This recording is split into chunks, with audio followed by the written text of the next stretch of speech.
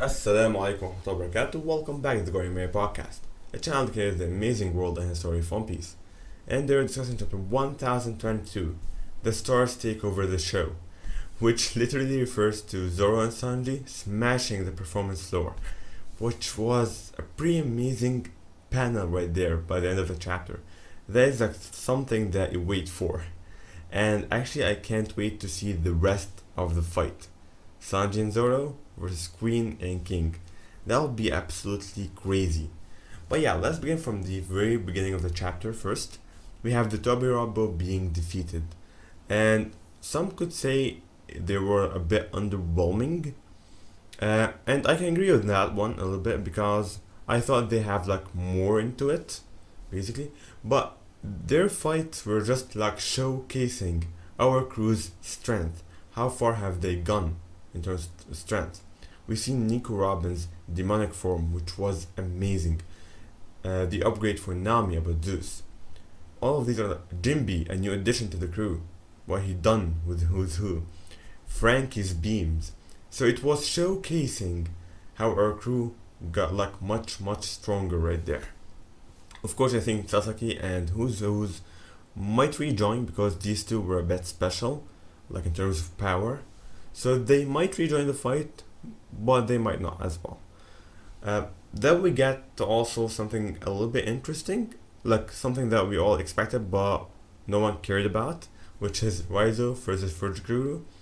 Well, this fight is a bit good. Actually, I'm not like anticipating it. It's a fight that should be there, but it wasn't like the best thing ever. And when I was like reading the chapter, I thought, okay, we're going to go through each and every samurai fight. I was like a little bit underwhelmed right there because I thought that we went like through the Straw Hats versus Tobirabo chapter by chapter. Then we're going to go through samurai, like Darkstorm versus Jack and all that. But yeah, seems like this is not the case. It was just like few panels.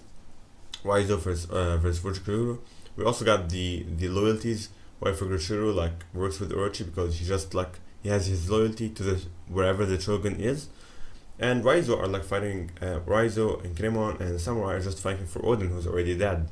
And also they are presumed to be dead as well.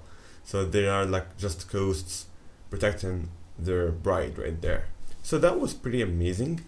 But yeah, as I said, like this fight is not hugely anticipated for me. We also get something that I've never expected, to be honest.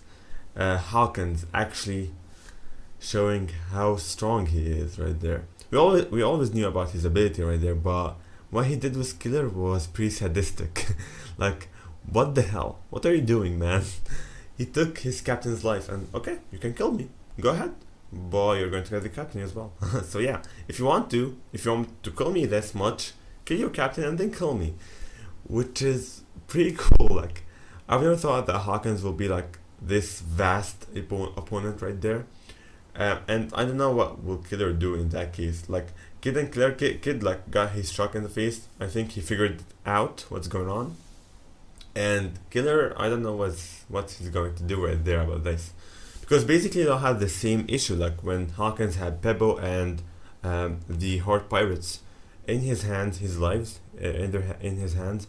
Law was able to defeat him, so it's something that you can overcome. But we are speaking about Law, who's pretty intelligent and strategic. He was able to overcome this. What about Killer? Will he be able to do that as well or not?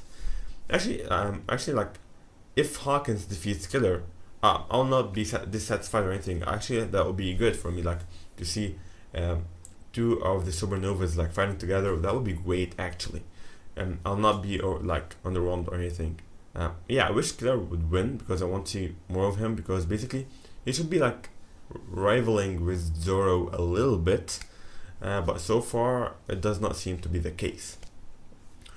And also we get to like Marco and Sanji being beaten up, and it seems like Marco was at his limit, basically, like holding off both of them. Even when Sanji came, it seems like Sanji held both of them as well for a while.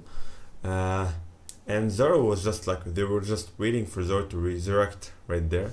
And Zoro actually, like, the way that he got up was just amazing.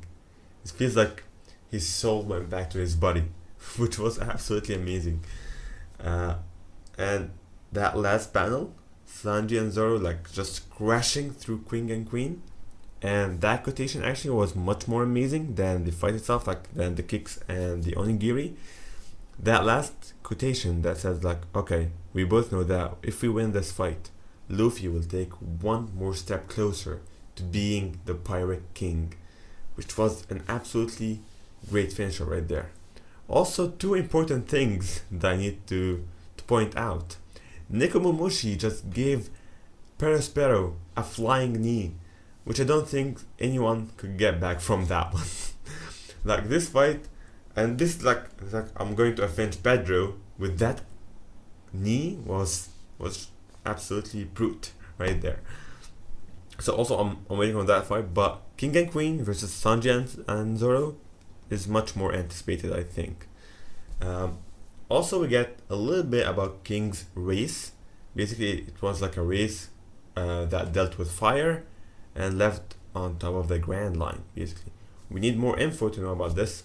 But yeah, of course, I'm going to upload a video about my thoughts on King's race right there, because we actually have like so little to think about right there about his race.